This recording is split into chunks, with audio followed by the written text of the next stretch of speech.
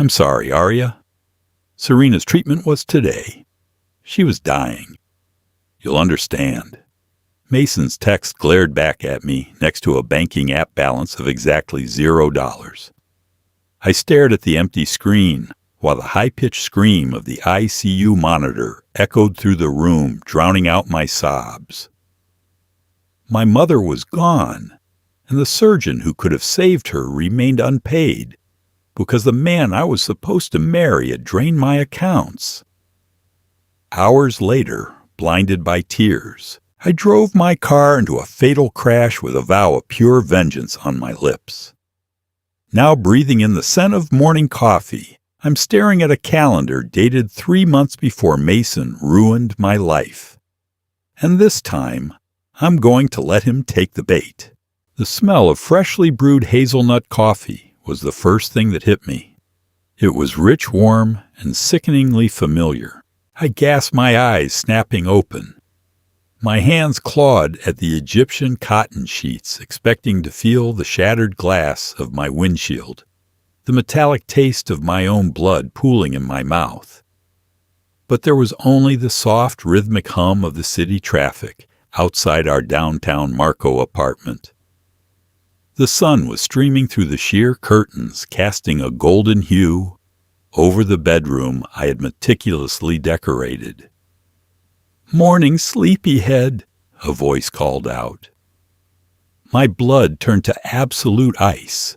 Standing in the doorway was Mason. He looked exactly as he had the day he destroyed me. His messy blonde hair fell perfectly across his forehead, and he wore that loose faded blue Henley shirt I bought him for his birthday.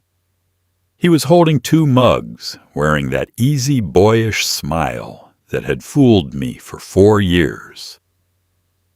"You were tossing and turning all night," Mason said, walking over and placing a mug on the nightstand. He reached out to brush a strand of hair from my face. Every fiber of my being screamed at me to recoil, to claw his eyes out, to demand why he murdered my mother with his selfishness. But the memories of the crash, the blinding headlights, the crushing crunch of metal were warring with the surreal reality of the present. I forced myself to breathe. In, out. I glanced past him to the digital clock on the bedside table. October 14th. My mother didn't go into acute heart failure until January 12th. Mason didn't empty our joint savings account until January 13th. I was back. Somehow the universe had ripped me out of that mangled car and dropped me right back into my life 3 months before the end. "I'm fine," I choked out, my voice raspy. I forced the corners of my mouth up into a weak smile. "Just a nightmare. A really, really bad nightmare." "Well, I'm here," Mason murmured, kissing my forehead. His lips felt like a brand. "I've got you. Drink your coffee. We have to meet the realtor at noon. Remember? The realtor." Right. We were supposed to be looking at a brownstone in Lincoln Park. We had been saving for a house merging our finances. Or rather, I had been saving. I was a senior financial analyst at a top-tier firm working 80-hour weeks, taking on freelance consulting on the weekends, eating instant noodles while Mason found his footing with his struggling graphic design startup. Over the last 4 years, I had poured exactly $245,000 into our joint high-yield savings account. He had contributed maybe $15,000. That money wasn't just for a house. It was my safety net. And when my mother's congenital heart defect suddenly worsened, it was supposed to be her salvation. The specialized valve replacement surgery she needed wasn't fully covered by insurance. In my past life, when the hospital demanded the upfront payment to schedule the emergency operation, I had logged in only to find the account completely drained. Every single cent. Mason had transferred it out to a private offshore account to fund an experimental stem cell therapy in Switzerland for Serena. Serena, his tragic high school sweetheart who had supposedly re-entered his life just as a friend. She had chronic leukemia, and she played the dying fragile swan flawlessly. Mason had told me she was like a sister to him now. I, like an idiot, had trusted him. I had even sent her flowers. "I'll be out in a minute," I told Mason, keeping my tone perfectly level. As soon as he closed the door, I bolted to the bathroom and threw up. I gripped the edges of the porcelain sink, staring at my reflection. I looked younger, unburdened by the crushing grief that had aged me a decade in my final days. The naive girl in the mirror was dead. In her place was a woman who had felt her mother's hand go cold. Mason wanted to save his true love. Fine. I would let him. But I was going to make sure the price he paid would drag him straight to hell. By 9 a.m., Mason had left for his shared co-working space. The moment the deadbolt clicked shut, I went into overdrive. I opened my laptop and logged into the bank. There it was, balance $260,000. My heart hammered against my ribs. In the previous timeline, I didn't touch this money trusting it was safe, blinded by love and the stress of my job. Not this time. I grabbed my coat and hailed a cab to the flagship branch of Sterling Trust downtown. I didn't just need to move the money. I needed to set a trap so flawless that when Mason inevitably reached his hand into the cookie jar, it would snap his arm off. I sat across from Richard Vance, Richard Sterling, the senior account manager. I corrected my own frantic thoughts. I needed to stay sharp. Mr. Henderson, the branch VP, I actually dealt with, adjusted his glasses as I slid my ID across the mahogany desk. "Ms. Bennett, always a pleasure. What can we do for you today?" Mr. Henderson asked, his tone professional. "I need to restructure my finances," I said, keeping my voice low and steady. "I'm planning a significant investment entirely independent of my partner.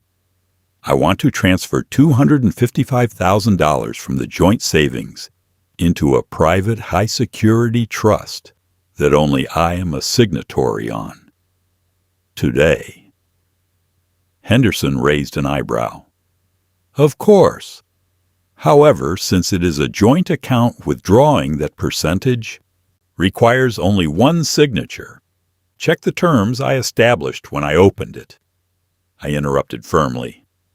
I had insisted on either / or signing authority, because Mason was notoriously bad with paperwork, and I handled all our bills.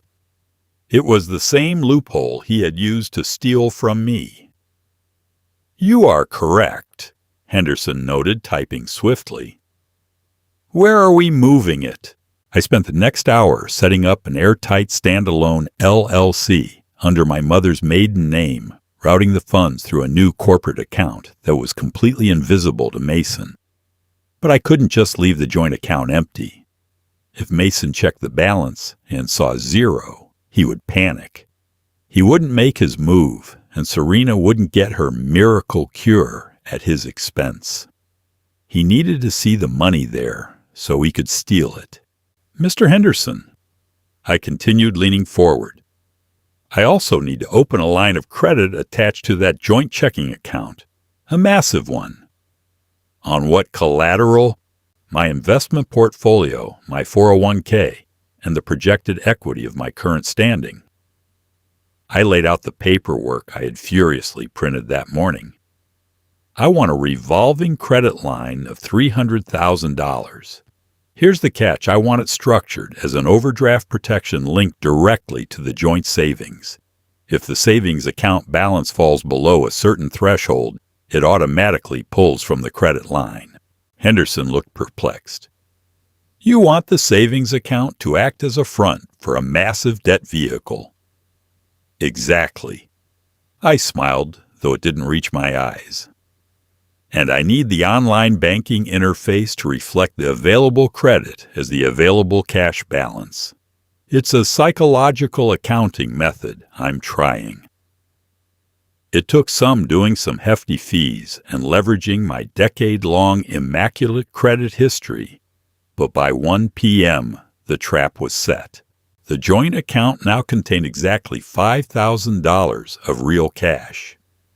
But thanks to the linked credit line and the specific display settings, I authorized anyone logging into the mobile app would see an available balance of $260,000.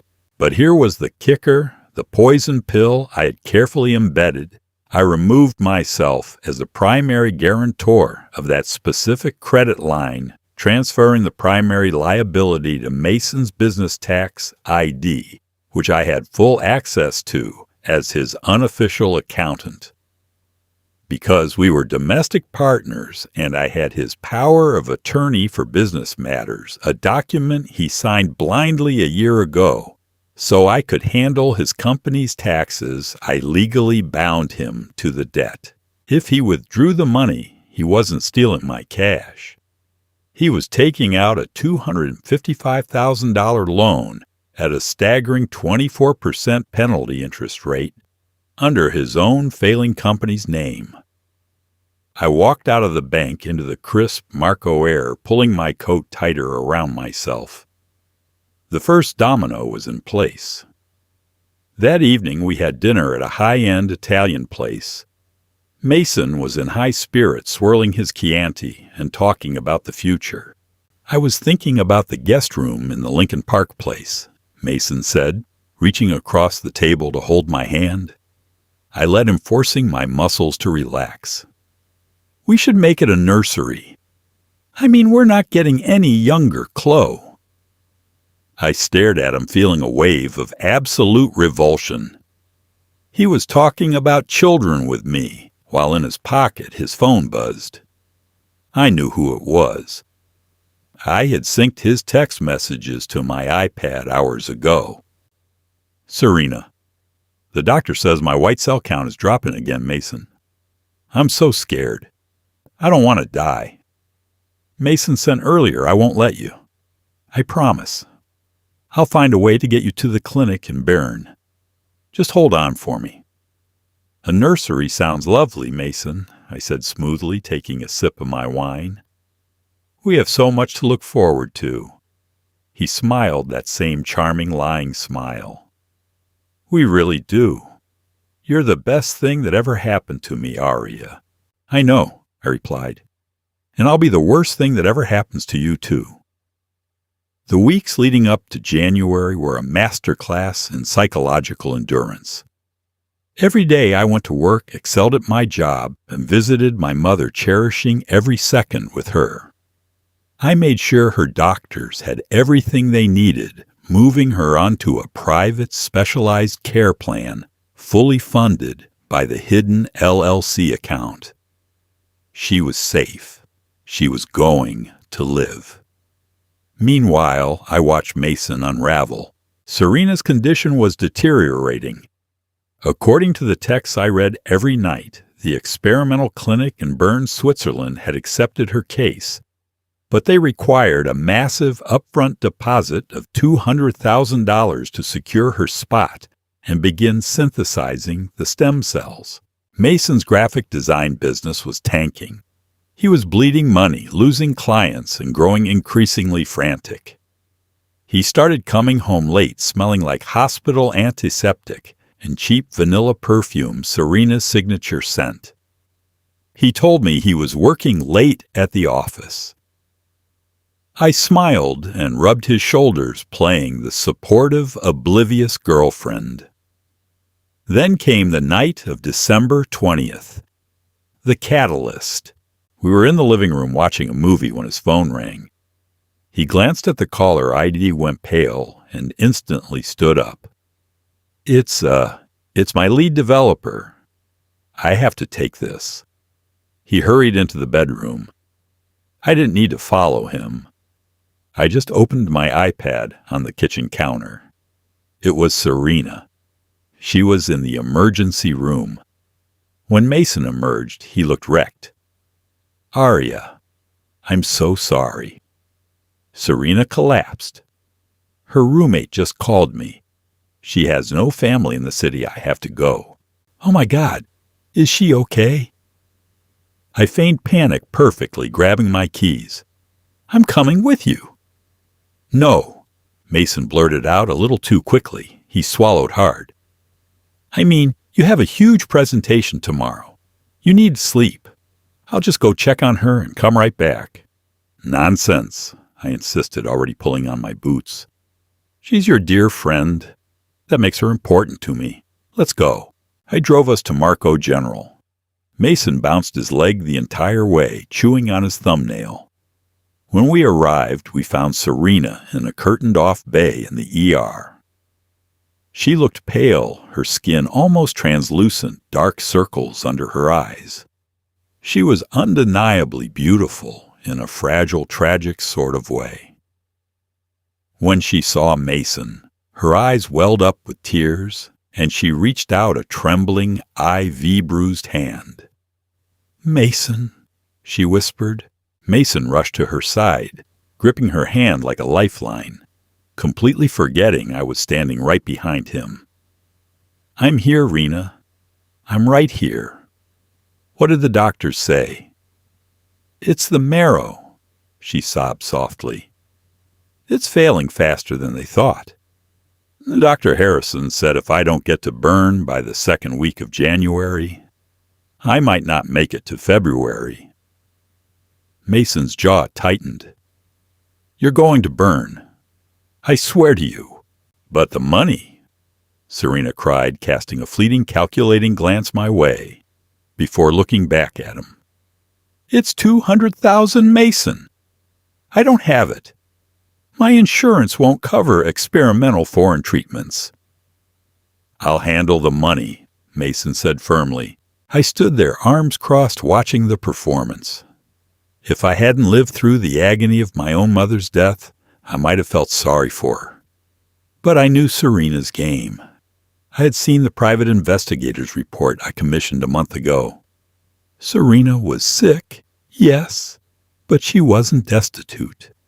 Her wealthy father in Connecticut had offered to pay for everything on the condition she moved back home and enter rehab for her severe prescription pill addiction. Serena refused, preferring to bleed Mason dry while maintaining her independence and her habits. "Mason," I stepped forward gently, placing a hand on his shoulder. "Is there anything we can do? Maybe we can set up a GoFundMe?" Serena's eyes flashed with brief irritation before she masked it with a grateful smile. "Thank you, Arya. You're so sweet. But I don't think a fundraiser will be fast enough." "We'll figure it out," Mason said, not looking at me. Over the next 2 weeks, the tension in our apartment was thick enough to cut with a knife.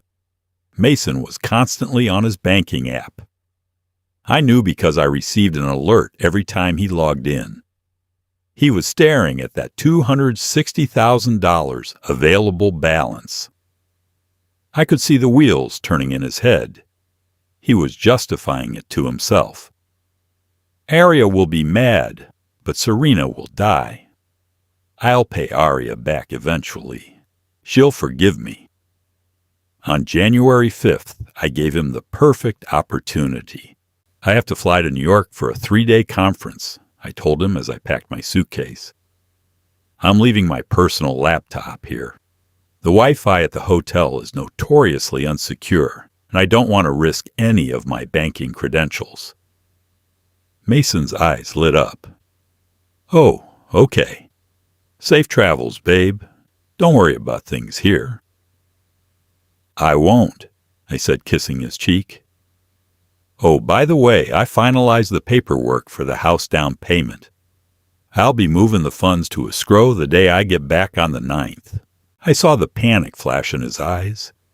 If he was going to steal the money, he had a 4-day window to do it before I supposedly locked it up in escrow. I flew to New York, checked into the plaza, poured myself a glass of champagne, and opened my monitoring software. It didn't take long. At 11:42 p.m. on January 6th, the notification popped up. Login detected, joint account. I watched my screen as if it were the season finale of the greatest show on earth. Transfer initiated. Amount $250,000. Destination international wire. UBS Switzerland. AG beneficiary. Serena Carmichael. The system processed it. Because it was pulling from the line of credit attached to his business, it didn't block the transaction. Instead, a tiny, nearly invisible pop-up on his end would have stated overdraft protection line of credit activated. Remaining balance transferred to principal loan. He didn't read the fine print. He just clicked confirm. Transfer successful. I took a slow, deep sip of my champagne. The bubbles danced on my tongue. He had done it. Mason had just stolen $250,000 from a high-interest corporate loan held solely in his name, fully believing he had just drained my life savings. 10 minutes later, my phone rang. It was my mother. "Arya, honey." She sounded vibrant, healthy. The new medication her private doctors had prescribed was working miracles, bridging her perfectly to her scheduled fully paid-for surgery next week. "Hi, Mom." I smiled a genuine, tearful smile. "How are you feeling?" "Wonderful, darling. I just wanted to hear your voice." "I love you, Mom. I'll see you when I get back." I hung up the phone and looked out over the glittering skyline of Manhattan. The relief was overwhelming. My mother was safe. My money was safe. Now it was time to let Mason burn. When I returned to Marco on the evening of January 9th, the apartment felt different. The oppressive, anxious energy that had been suffocating Mason for weeks was gone, replaced by a manic, almost terrifyingly bright enthusiasm. He had set the dining table with our good china-lit candles and ordered from that expensive steakhouse downtown. When I walked through the door, he practically sprinted to me, taking my suitcase and pulling me into a desperate, crushing hug. "I missed you so much," he breathed into my neck. He smelled of relief. It was a distinct metallic scent, like the air right after a thunderstorm. "I missed you too." I lied smoothly, letting him take my coat. Over dinner, he poured me a glass of Cabernet and watched me with wide, expectant eyes. He was waiting for the other shoe to drop. He was waiting for me to pull up my banking app, look at the escrow transfer, and start screaming. He had his lines rehearsed, I could tell. I saw it in the way his jaw tensed every time I reached for my phone to check a work email. He was ready to play the tortured martyr, the man who had to do a terrible thing for a noble cause. I wasn't going to give him the satisfaction. "So," Mason finally said, unable to bear the suspense any longer, as he cut into his filet mignon. "Did you, finalize everything for the house? The escrow transfer?" I let out a long, exaggerated sigh, setting my fork down and rubbing my temples. "Actually, no. It's a total disaster." Mason froze. His knife clattered softly against the porcelain plate. What happened?" "The sellers," I explained, shaking my head in feigned frustration. "They suddenly pulled out.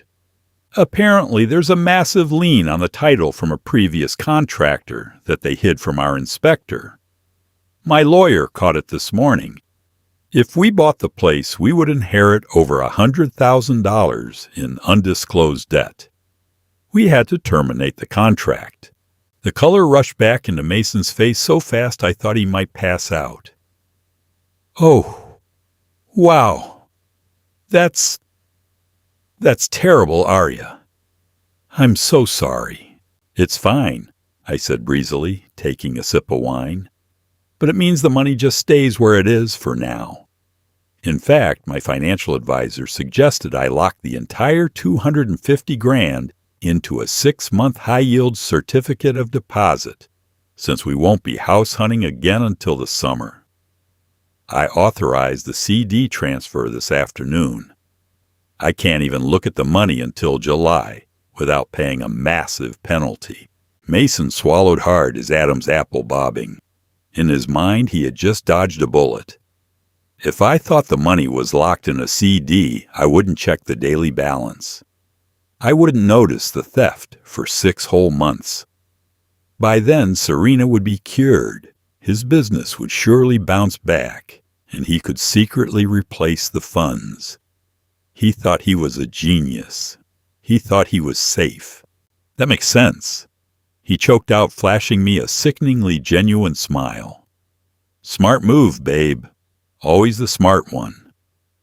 Always, I agreed, returning his smile. 2 days later, we went to O'Hare International Airport to see Serena off. She arrived at the international terminal in a wheelchair pushed by her long-suffering roommate, Amanda. Serena looked paler than usual, wrapped in a thick cashmere shawl, a designer surgical mask pulled down around her chin. When she saw Mason, she weakly reached out. Mason rushed to her side, dropping to one knee beside the wheelchair. "You made it," Mason whispered, grasping her hands. "Because of you," Serena murmured, her voice trembling with perfect theatrical vulnerability. "The clinic received the wire transfer. Dr. Kessler is waiting for me in Zurich. Mason, you saved my life. I'll never be able to repay you." She shot a brief calculating glance up at me. I stood a few feet away, holding 2 overpriced coffees, watching the performance. I knew exactly what she was thinking. She thought Mason had stolen my money to save her, proving that she was the ultimate victor in the silent war for his devotion. "Have a safe flight, Serena," I said, stepping forward and handing her a coffee. "We're all praying for your swift recovery. Thank you, Arya." She coughed a delicate, tragic little sound. "Mason is so lucky to have a woman who understands his priorities." I smiled, a sharp, cold thing that didn't reach my eyes. "Oh, I understand Mason perfectly, more than he knows." When they called her flight, Mason kissed her forehead, lingering just a second too long. I watched her get wheeled down the jet bridge, $250,000 of toxic high-interest corporate debt, flying first class to Switzerland. The first 30 days were a waiting game.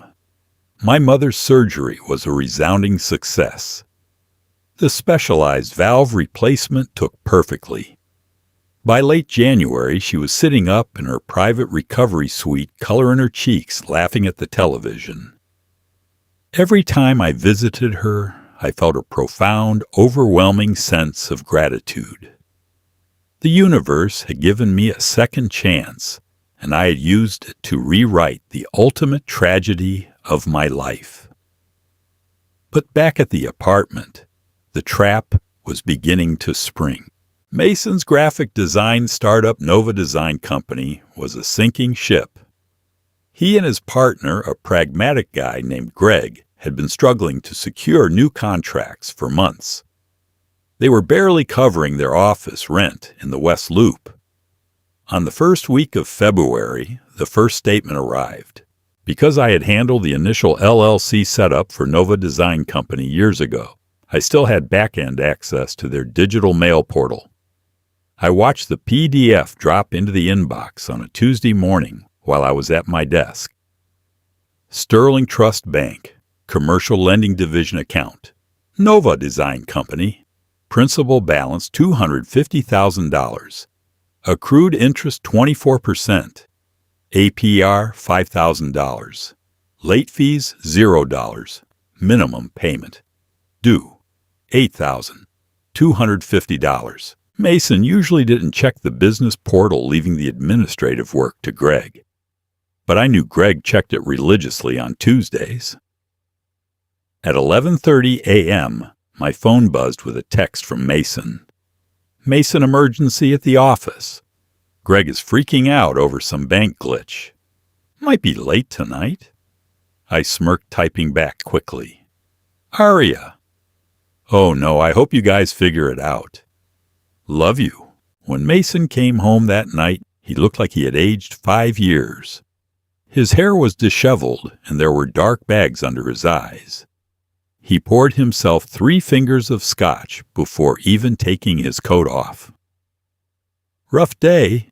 I asked innocently from the sofa, looking up from my laptop. You have no idea, he muttered, pacing the living room. The bank. Sterling Trust. They made a massive error.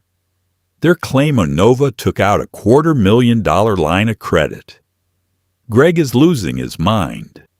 He wanted to call the fraud department, but I told him to let me handle it. I have a buddy who works at Sterling. I'll go down there tomorrow and sort it out. He was lying through his teeth.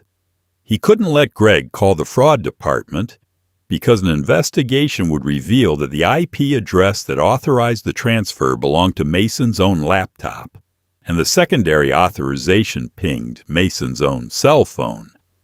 That's insane, I gasped, playing the shocked girlfriend. $250,000. How does a bank even make a mistake like that?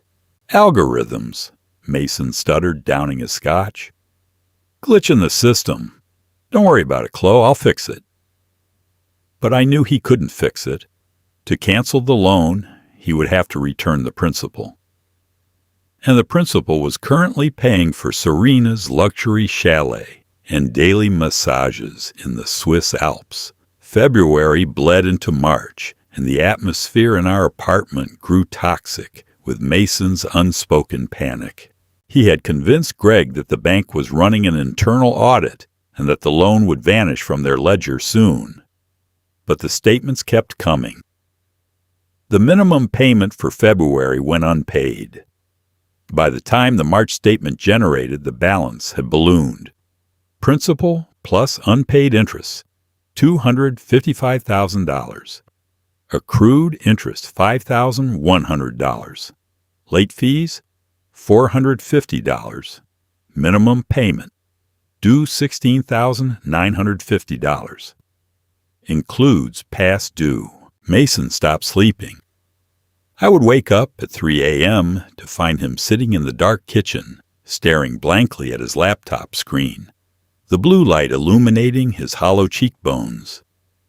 He started selling his personal items, his vintage guitar, his expensive watch, his beloved drone, just to keep his half of the apartment rent paid. Meanwhile, I was thriving. I had just landed a massive promotion at my firm, bumping me to junior partner. My mother was back home tending to her garden and baking cookies, completely oblivious to the war zone my domestic life had become.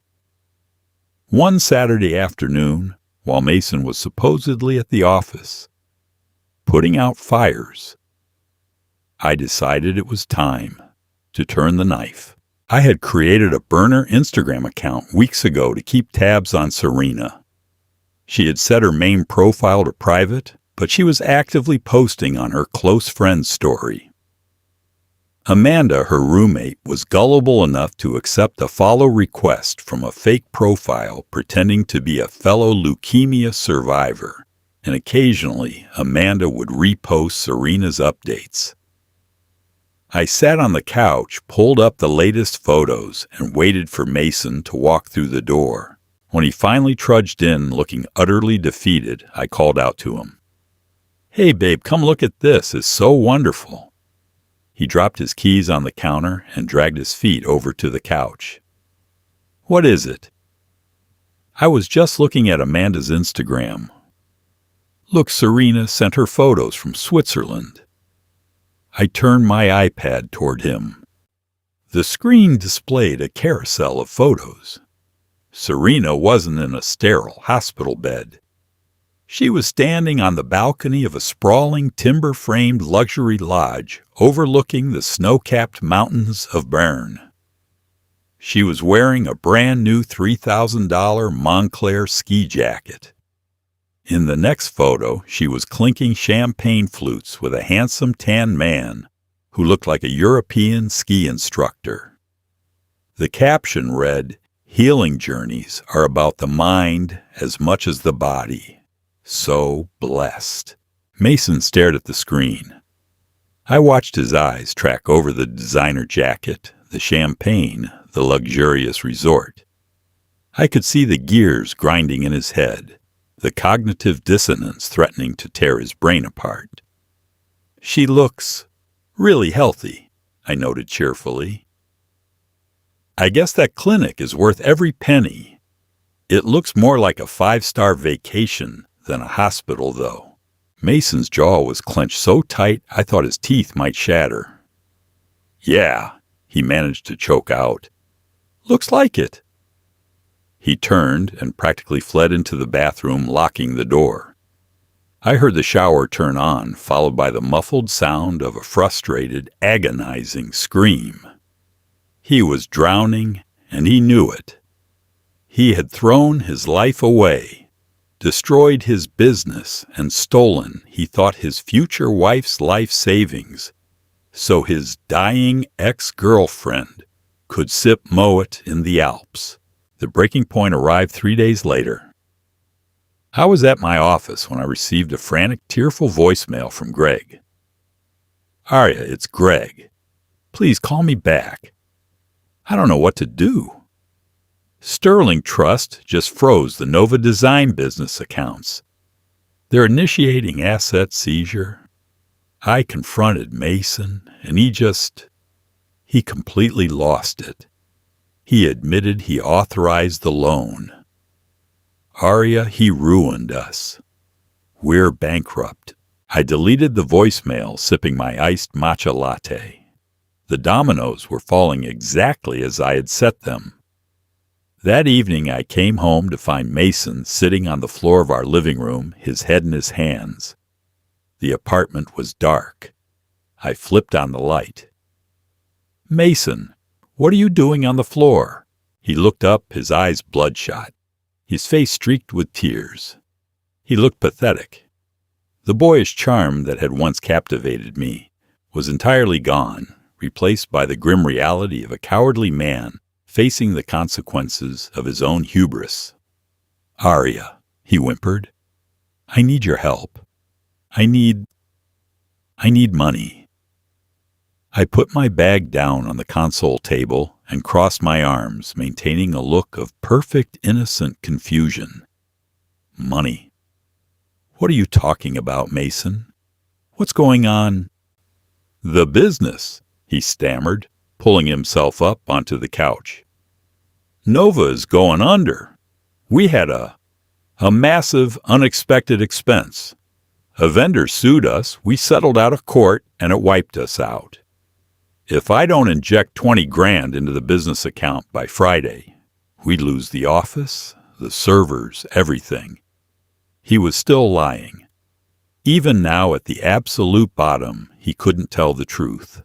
"Oh my God, Mason, that's awful." I rushed over, sitting beside him, but keeping a few inches of distance. "Why didn't you tell me you were being sued?"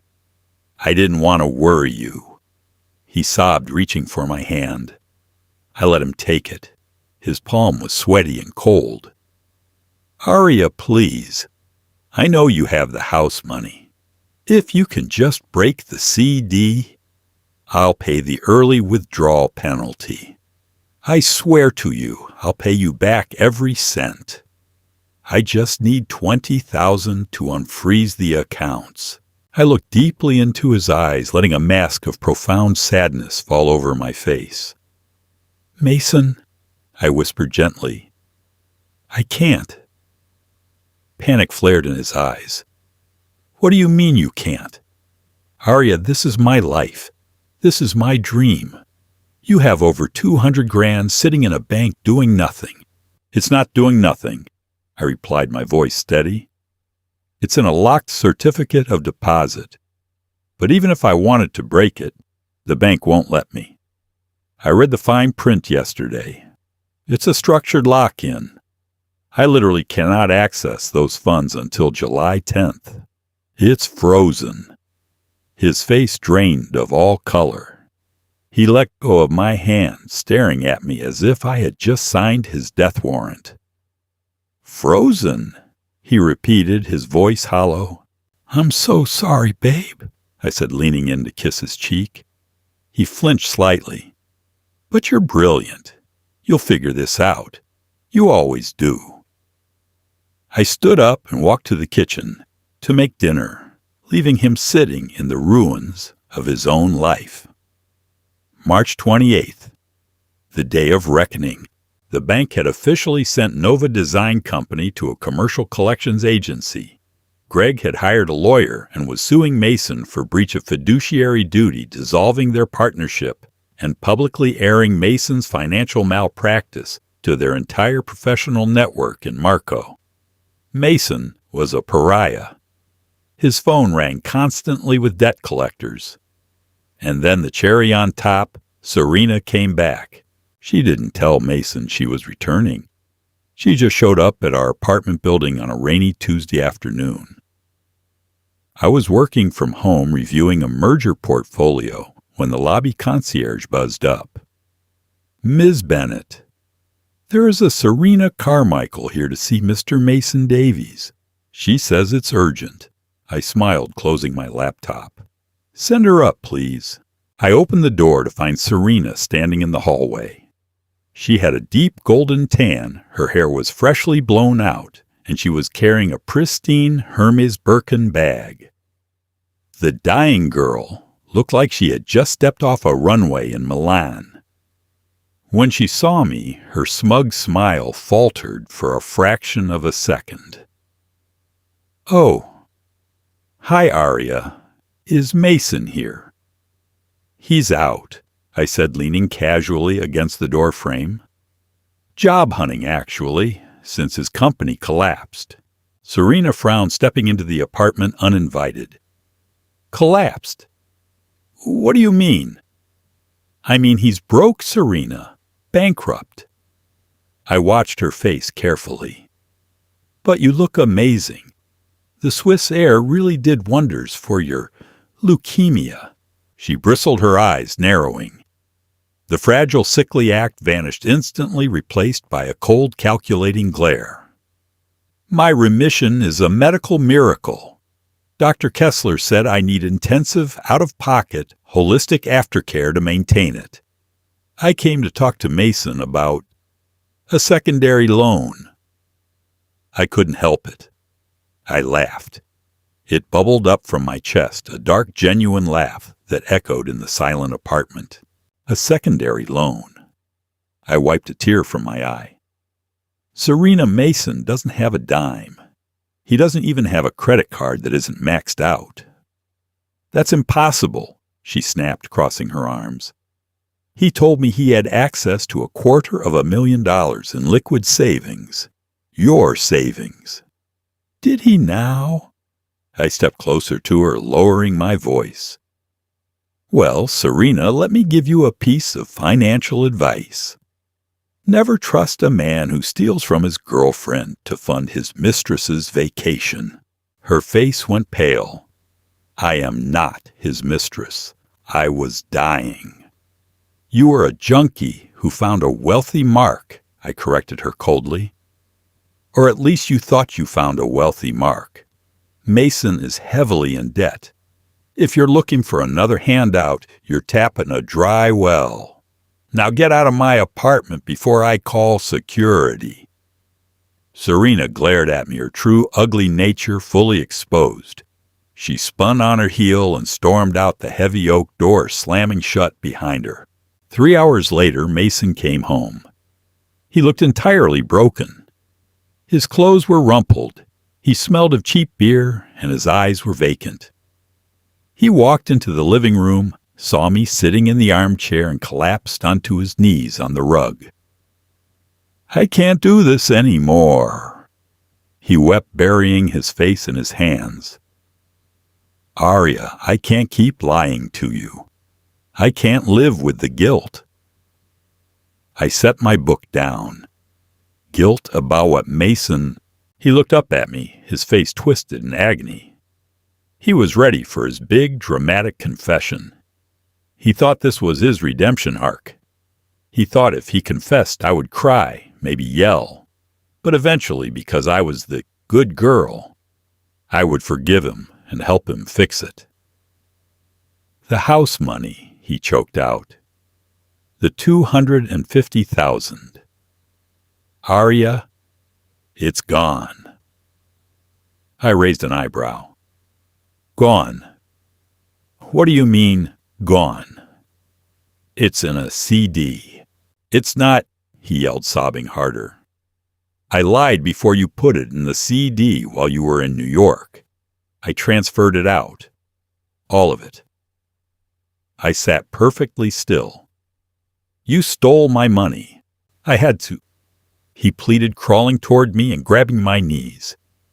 Serena was going to die. The clinic in Switzerland. They needed the money up front. I was going to pay you back.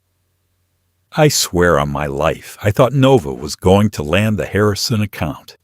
I thought I could replace it before you noticed.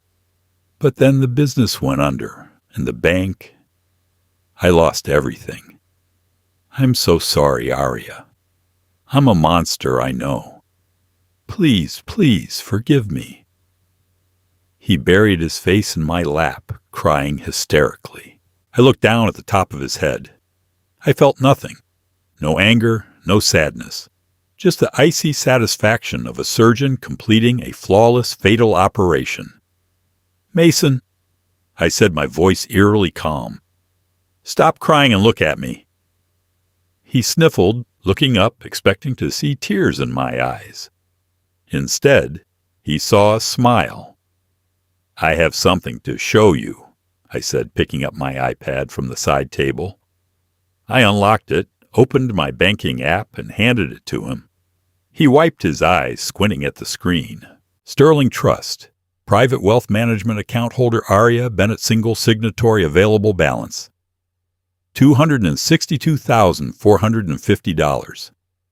Mason stared at the numbers. His breath hitched. I don't understand. I transferred the money. I saw the balance go to zero. You saw the balance of the joint account go to zero. I corrected him, my voice dripping with venom. A joint account that I emptied weeks before. You even thought about stealing from me. He dropped my knees, sitting back on his heels, his mouth hanging open. Then, what did I transfer to Serena? I leaned forward, my face inches from his. When I emptied the joint account, I attached a high-yield commercial overdraft line of credit to it, to make it look like the money was still there. I whispered, watching his eyes widen in pure, unadulterated horror.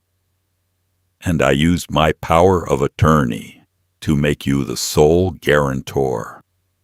Nova Design Company was the collateral. No. Mason gasped, the color draining from his face so fast he looked like a corpse.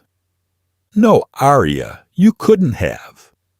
When you logged in on January 6th, I continued every word, a hammer blow. You didn't steal my life savings, Mason. You took out a $250,000 loan at 24% interest under your own name. You funded Serena's luxury vacation with your own debt. You bankrupted yourself. Mason couldn't breathe. He began to hyperventilate, clutching his chest. You knew you set me up. I knew you were a liar, I said, standing up and towering over him. I knew you were perfectly willing to let my mother's health risk taking a back seat so you could play the white knight for an addict playing a sympathy card. Serena was here today, by the way, looking for more cash. She left the second I told her you were broke. Arya, please. He begged, his voice a high-pitched broken wheeze.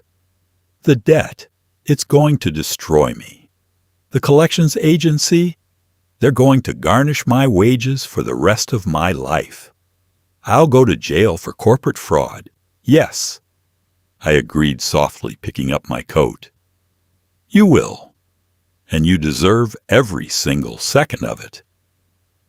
Where are you going? He cried out as I walked toward the door. I'm moving out, I said, not looking back. The lease is in your name. Good luck with the rent, Mason. Oh, and one more thing. I paused at the door, glancing back at the pathetic, shattered man trembling on the floor. My mother's surgery was a success, I told him. She's going to live a long, beautiful life. And you're going to spend the rest of yours paying for a miracle you didn't deserve. I walked out, closing the door firmly behind me. As I stepped into the elevator, I could hear his agonizing, guttural screams echoing down the hallway. I pressed the button for the lobby, feeling lighter than I had in a lifetime. The debt was paid in full. I was finally free. The silence of my new penthouse apartment in the Gold Coast neighborhood was absolute, save for the faint, soothing hum of the city far below. It had been exactly 2 weeks since I walked out of that apartment, leaving Mason on his knees, in a puddle of his own making. I was curled up on a plush velvet sofa, sipping a chamomile tea, watching the sunrise paint the Marco skyline in strokes of violet and gold. In my past life, this was the exact week my mother had died.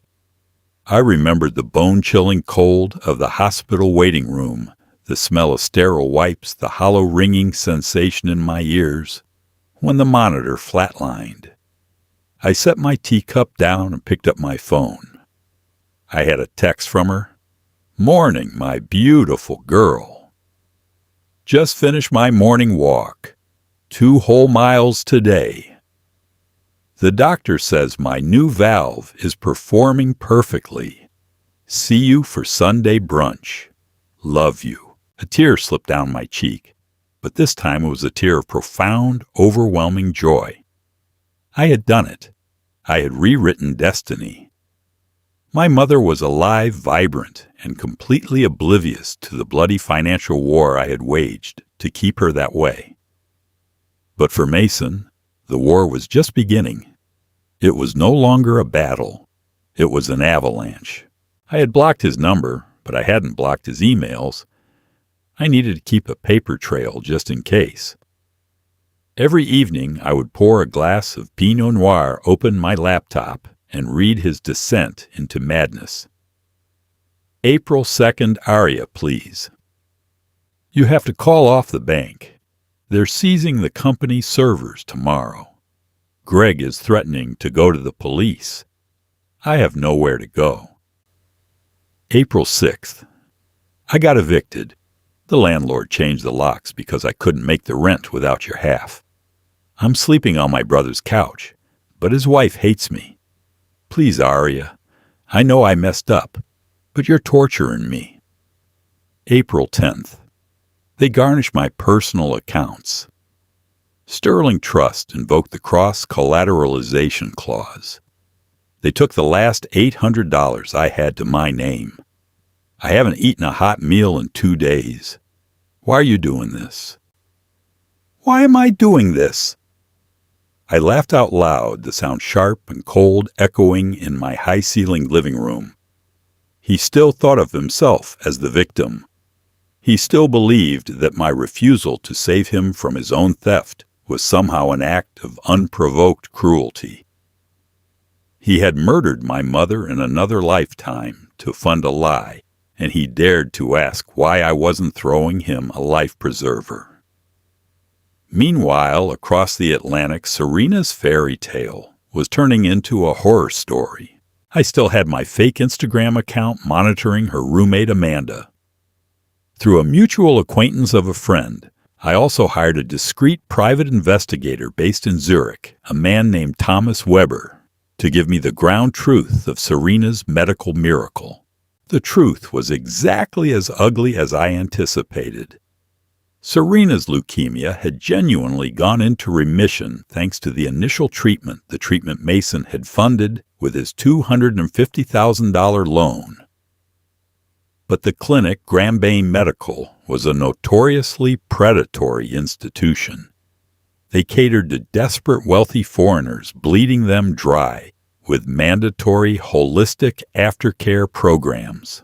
Serena had been living in a 5-star medical chalet, receiving daily deep tissue massages, organic IV vitamin drips, and private chef-catered meals, all billed directly to her open tab. She assumed Mason's bottomless pockets would cover it, until the second invoice hit. Thomas sent me a detailed report on April 14th. The clinic had attempted to run the credit card Serena had on file for her secondary $40,000 aftercare bill. It bounced. They tried it again. Bounced. Serena panicked. She spent 3 days frantically trying to reach Mason, leaving him dozens of voicemails that I knew he couldn't answer because his cell phone provider had disconnected his service for non-payment. When the clinic realized the money was gone, their 5-star hospitality vanished. Serena was given 24 hours to vacate the premises. I received a frantic screen recording from Amanda's Instagram story later that week. It was a video of Serena sitting on her designer luggage outside a rainy train station in Zurich, crying hysterically into her phone camera. I don't know what's happening.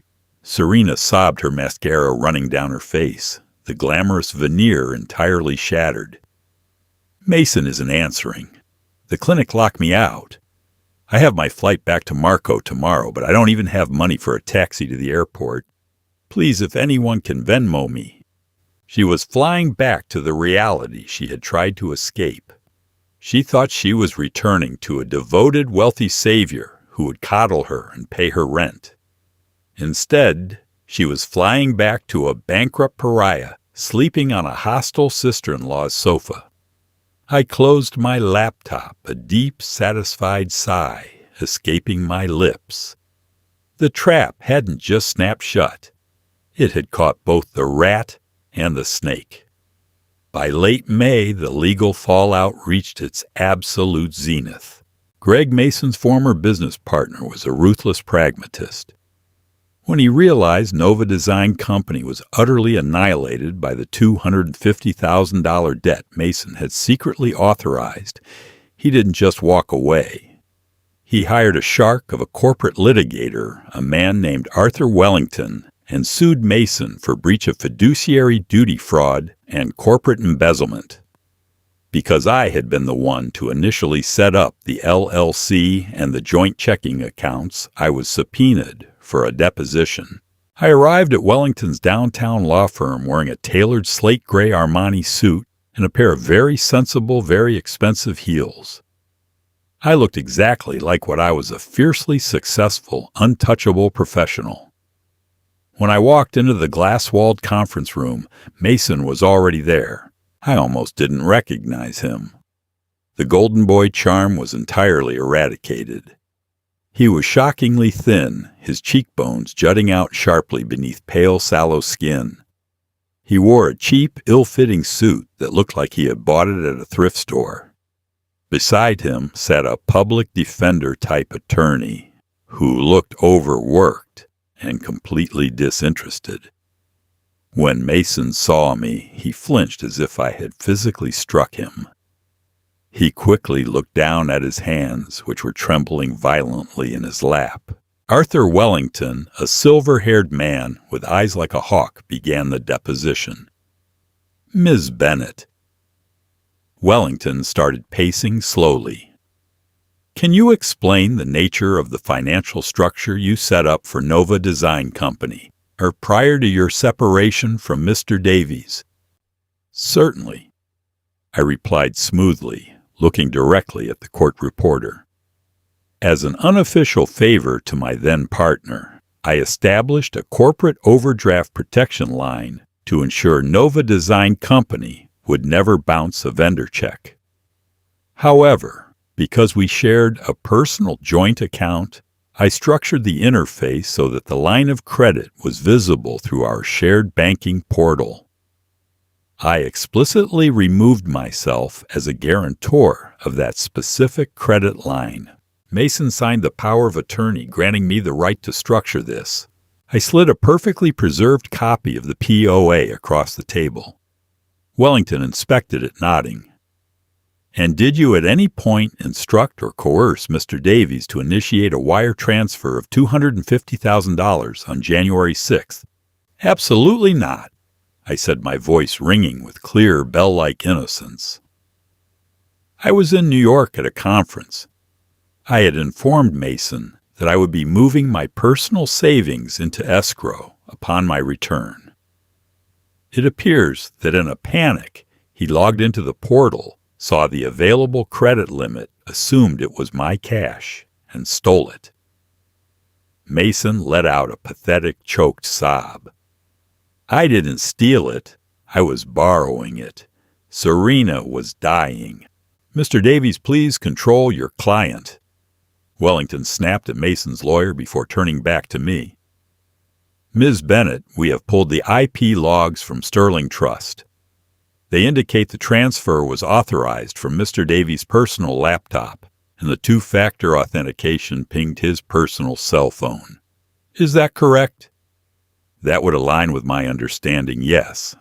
So to be clear, Wellington leaned over the table looking at Mason like he was a bug on the bottom of his shoe. Mr. Davies logged into the system of his own free will, bypassed a warning regarding the overdraft activation, and willingly saddled his own company with $250,000 of high-interest debt to send cash to his ex-girlfriend in Switzerland. Objection, badgering, Mason's lawyer mumbled half-heartedly. It's a deposition, not a trial counselor, Wellington shot back. He looked at me. Thank you, Ms. Bennett. You've been incredibly helpful. You are entirely indemnified from this mess. I stood up, adjusting my blazer. Happy to help clarify the truth, Mr. Wellington. As I walked toward the door, Mason suddenly stood up his chair, scraping violently against the floor. Aria, wait! I paused, turning slowly. Yes, Mason. His eyes were wide, desperate, swimming with tears. Please, if you testify to this in open court, they're going to destroy me. The judge will grant Greg the right to garnish my future wages indefinitely. I'll never be able to afford a car, an apartment, a life. I'll be a slave to this debt forever. Please, Aria. Tell them you told me the money was yours. Tell them it was a misunderstanding. I stared at him, letting the silence stretch until it became suffocating.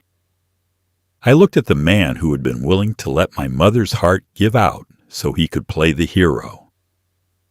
But it wasn't a misunderstanding, Mason, I said softly, so only he could hear. It was a test, and you failed. I walked out of the conference room and took the elevator down to the lobby. When the elevator doors dinged open, I was greeted by a ghost. Serena was standing by the reception desk. She looked awful. The Swiss tan had faded, revealing an ashen, sickly pallor. Her designer clothes looked slept in, and her hair was tied back in a messy, greasy knot. She was arguing with the receptionist, trying to get upstairs. When she saw me, her eyes locked onto mine like a heat-seeking missile. She marched over, her fists clenched. You, she hissed, pointing a trembling finger at my chest. You did this. You set Mason up. I didn't flinch. I just looked at her, towering over her in my heels. Hello, Serena. Welcome back to Marco. I see the holistic aftercare didn't quite take. Don't play games with me, Aria, she snarled, her voice cracking. Mason is broke. He won't even return my calls. My dad cut me off entirely. I had to sleep in a hostel last night. A hostel because of you. No Serena. I corrected her, my tone dangerously calm. Because of you. You wanted a free ride. You found a weak man and manipulated him into bankrupting himself to fund your luxury vacation. I just stepped out of the way and let gravity do the work. He loved me, she screamed, drawing the attention of everyone in the lobby. He was willing to do anything for me. And look where that got him. I gestured vaguely toward the ceiling. He's upstairs right now, signing away the rest of his life's earnings to pay for your massages. He's ruined, and you have absolutely nothing to show for it. She stared at me, her chest heaving, the realization finally crashing down on her. She had won the battle for Mason's devotion, but the prize was a pile of radioactive ashes. You're a psychopath, she whispered, tears welling in her eyes. I'm a survivor, I replied, and I'm late for lunch. I stepped around her and walked out the revolving glass doors into the bright, warm Marco sunlight, leaving her standing alone in the cold marble lobby. 2 years later, the view from my corner office on the 42nd floor was spectacular. I had officially made senior partner at the firm, becoming the youngest woman in the company's history to do so. My portfolio was thriving. My bank accounts were overflowing, and my life was a meticulously curated masterpiece of my own design. My mother was currently on a 3-week cruise through the Mediterranean, with her new boyfriend, a retired literature professor she met at a bookstore. She sent me photos every day, smiling in front of the Colosseum, drinking wine in Santorini. Her heart was stronger than ever. As for the ghosts of my past timeline, the universe had a dark, poetic sense of humor. The lawsuit against Mason concluded exactly as Arthur Wellington promised. Greg won a crushing victory. Mason was found liable for the entire $250,000 debt, plus the exorbitant accrued interest and legal fees. Because the debt was tied to a commercial loan he had fraudulently authorized, he couldn't simply declare Chapter 7 bankruptcy and walk away. The judge ordered a permanent garnishment of his wages. 25% of every dollar he earned for the rest of his foreseeable life went directly to Sterling Trust and Greg's legal team. Mason was completely blacklisted from the tech and design industry in Marco. No agency would hire a man with a public record of corporate embezzlement. Serena's fate was equally fitting. Without Mason's money, and with her wealthy father refusing to enable her any further, she was given an ultimatum. Come home to Connecticut, enter a strict lockdown rehabilitation facility for her pill addiction, or be written out of the will completely. She chose the rehab.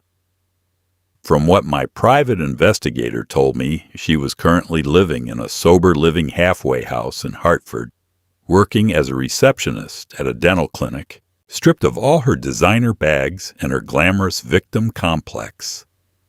Her leukemia remained in remission, leaving her to live a long, painfully ordinary, miserable life. It was a crisp Tuesday in November when the final string was tied. I was meeting a prospective client in a trendy, newly gentrified neighborhood in the South Loop.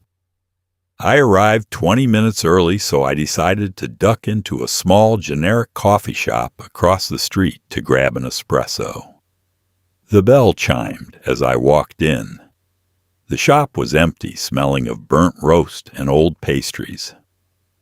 "Welcome in. What can I get started for you?"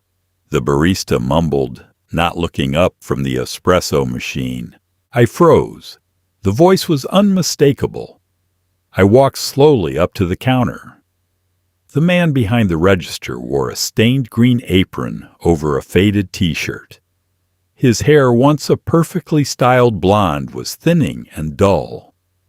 There were deep, permanent stress lines carved around his mouth and eyes, making him look a decade older than he was. He wiped his hands on a rag and finally looked up. When Mason saw me, the rag slipped from his hands and fell to the floor. We stared at each other across the sticky linoleum counter. For a moment, the air in the small shop stopped moving. I saw 1,000 emotions flash across his face: shock, profound shame, terror, and then a deep, hollow despair. He looked at my pristine trench coat, the diamond studs in my ears, the effortless, radiant confidence that radiated from my every pore. Then he looked down at his own stained apron. He knew. In that single agonizing second, he processed the entire totality of his existence. He saw the life we were supposed to have. He saw the penthouse, the wealth, the security. And he realized that he had burned it all to the ground for a woman who abandoned him the second the money ran dry. "Arya!" he whispered, his voice cracking, sounding like dry leaves. I didn't feel anger. I didn't feel triumph. I felt absolutely nothing. He was a stranger. He was a ghost from a timeline that no longer existed. "Just a double espresso, please," I said, my voice polite, even, and completely devoid of emotion. Mason swallowed hard, his hands trembling, as he reached for a paper cup. "Arya, please, just, how are you? How is your mother?" "My mother is wonderful," I replied smoothly, tapping my sleek black credit card on the payment terminal. "She's in Greece." Mason nodded slowly, a single tear escaping his eye and tracking down his cheek, disappearing into his rough, untrimmed beard. He turned to the machine. His shoulders slumped in total defeat and pulled the espresso shots. He placed the small cup on the counter. Have a good day, Arya." I picked up the cup, letting the warmth seep into my fingers. "You too, Mason." I turned and walked out of the coffee shop, the bell chiming a cheerful goodbye. I didn't look back. I stepped out onto the bustling Marco Street, taking a deep breath of the cold, crisp air. The sky was a brilliant, cloudless blue. I took a sip of my coffee, adjusted my coat, and walked toward my meeting. I had a second life to live, and I wasn't going to waste another second of it looking at the past. And that is how you rewrite history. Arya didn't just survive betrayal. She engineered the ultimate karmic masterpiece, leaving Mason to serve coffee while she conquered the corporate world. Did Mason get exactly what he deserved, or was a lifetime of wage garnishment too harsh? Let me know your thoughts in the comments down below. I read every single one. If you love this journey of revenge and rebirth, please smash that like button. Share this video with anyone who loves seeing a narcissist get their comeuppance, and don't forget to subscribe so you never miss another dramatic, jaw-dropping story. Until next time, stay strong, stay smart, and always check your bank accounts.